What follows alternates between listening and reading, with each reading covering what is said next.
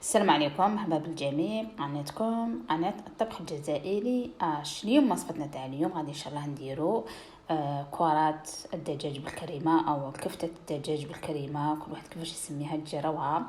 انا رفقتها مع البطاطا المقليه، وانتم ما بغيتو ترفقوها مع الرز مع المعجنات. يعني هذه الوصفه هذه تمشي مع كلش، مع المعجنات، سباغيتي، مقارون، الرز، بطاطا.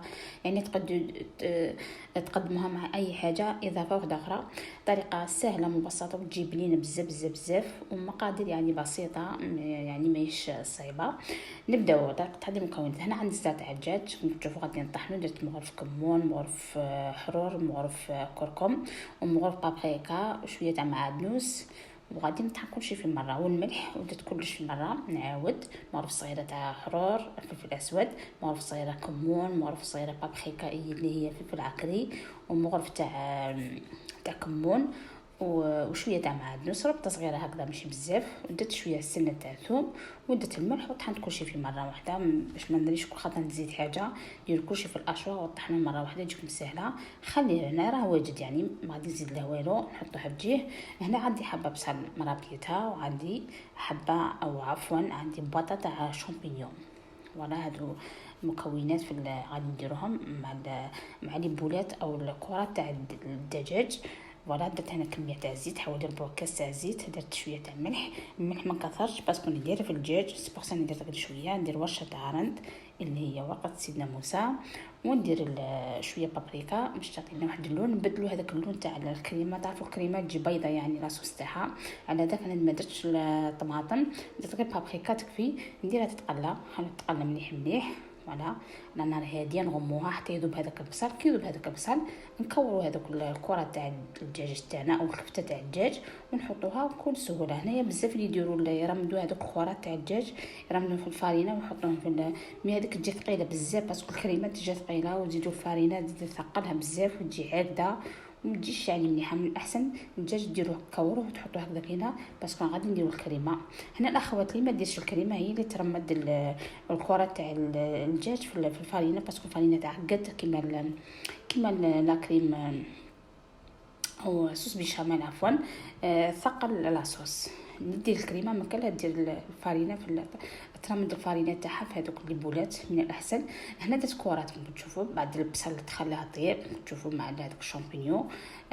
تعرفوا البصل كيكون مرابي مليح بالخف يذوب يعني ما يطولش.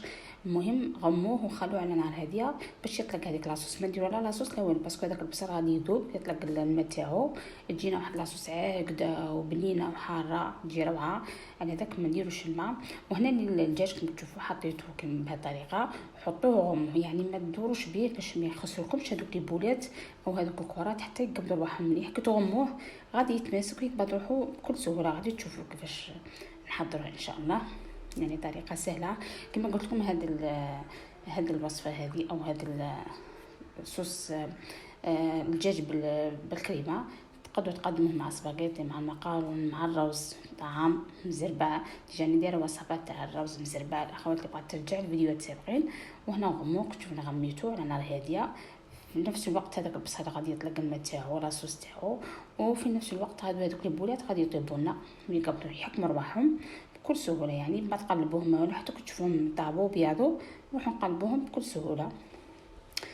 والله هنايا بعد ما طابوا كتشوفوا ماشي طابوا، خليتهم حوالي 3 دقائق ولا 4 دقائق وكتشوفوا كيفاش يتماسكوا. يعني قبل ما ندوروا بهم هنايا نروحوا نقلبوهم نخليهم يتقلاو مليح مره على مره، ومن بعدهم نزيدوا لهم الكريمه او لا كريم خيش.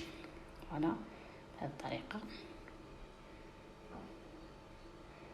في هذه المرحله كما قلت لكم الفارينه كتديروها في البولات هذوك تعقد لاصوص. الاخوات اللي ما عندهاش الكريمه او الكريم فريش قبل ما دير لي بولات تاعها ترمدهم في الفارينه وتحطهم ودير حوالي نص كاس تاع ماء. شغل راكي درتي الصوص بيشاميل يعني حاجه وحويجه كما يقولوا. ديري مغرف زبده في هذه المرحله.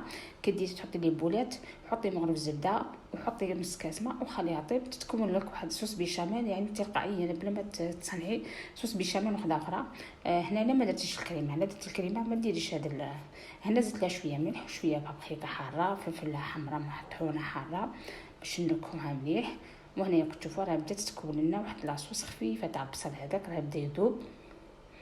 وانا غادي نغمها نخليها تزيد هذاك البصل يطلق كامل لاصوص تاعو، ومن بعد نروح نديرو الكريمه ان شاء الله بحول الله. كما قلت لكم وصفه سهله وتجي بنينه بزاف بزاف صيفيه. هذا وقتها انا غادي نرافقها مع البطاطا المقليه، وانتم كما حبيتوا يبقى لكم الاختيار معاش بغيتو ترافقوها. هنا غادي نغمها نزيد شويه حوالي 2 دقائق ولا 3 دقائق، ومن بعد نرجع معكم بقاو معايا.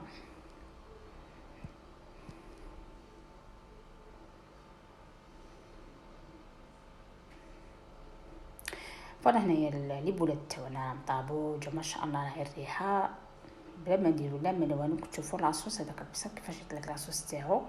هنايا ايسونسيال طيبوها في حاجه ما تلصقش ولا ما تلصقش عفوا، ولا تكون حاجه حاجه ثقيله باش طيبكم مجمره وديركم في غرضها. ونقصوا النار على نار هاديه وغموها دائما. هذو المعلومات مهمين في الطيب، باسكو كون تخلوها عريانه ما تغموهاش هذيك لاصوص برها بتنشف وما تبقى لكم والو، يبقى ناشف. يعني هذوك البولات يجوكم ناشفين وما يجوكمش.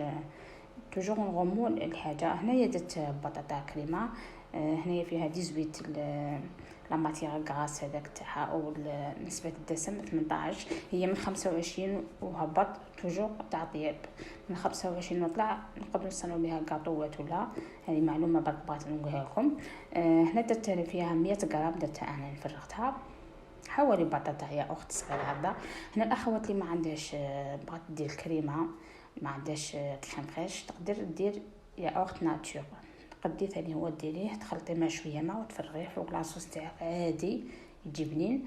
وانا هنايا كنت تشوفوا خليتها غلات حوالي 2 دقائق ولا 3 دقائق وقدمتها بهذه الطريقه مع البطاطا المقليه. يعني تجي روعه طبق خفيف ظريف كما يقولوا. رافقتها مع سلطه كما حاجه تاع الصيف، يعني وجبه تاع الصيف تقدروا توجدوها للفطور ولا العشاء. يعني خفيفه ظريفه وتتكل. يعني هذوك اللي كيكوت في الصيف شويه يكونوا ثقال شويه في ماكلتهم. وهذا طبق يعني سهل ماهل. والى هنا ينتهي الفيديو تاعي. الى اللقاء نتلاقاو فيديو جديد ان شاء الله باذن الله. ما تنساوش ديروا لنا بصمه تشتركوا في القناه باش يوصلكم كل جديد. وهذا الوصفه تاعنا تاع كرات الدجاج بالكريمه، يعني وصفه سهله ماهله وتجيب لنا بزاف. والى اللقاء.